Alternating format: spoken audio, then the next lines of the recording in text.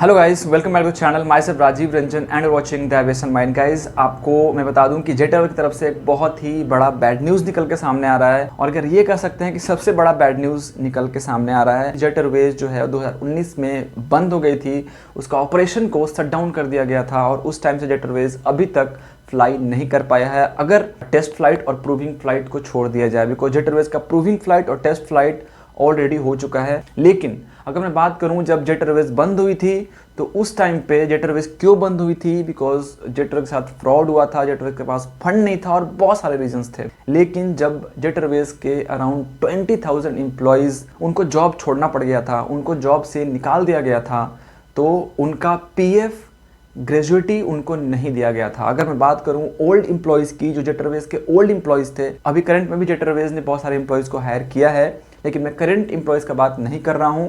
मैं उन एम्प्लॉयज़ का बात कर रहा हूं जो जेट एयरवेज के साथ पहले थे, 2019 तक थे।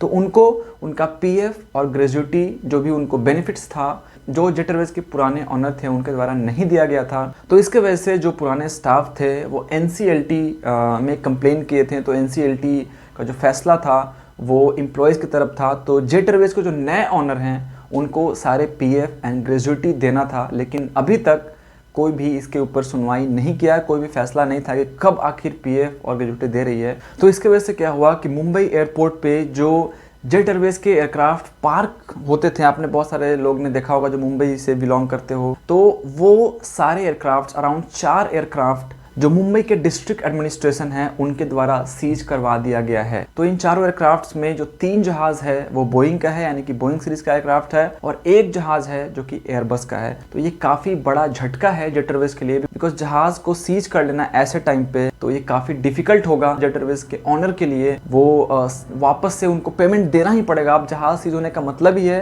कि जब तक आप ओल्ड स्टाफ को पेमेंट नहीं देते हो, उनका ग्रेजुएटी नहीं देते हो, जो पीएफ नहीं देते हो, उसके बाद ही आपका जो एयरक्राफ्ट है वो छूट पाएगा।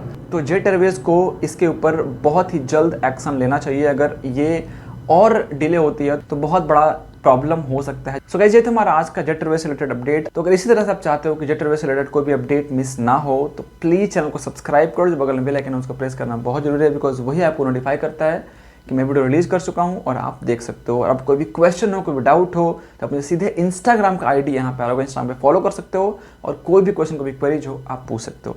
चलिए मिलते हैं किसी नए और एक्साइटिंग वीडियो में। Till then do whatever you want to do, do double it, please don't trouble anybody. Take care and see you. Jai Hind.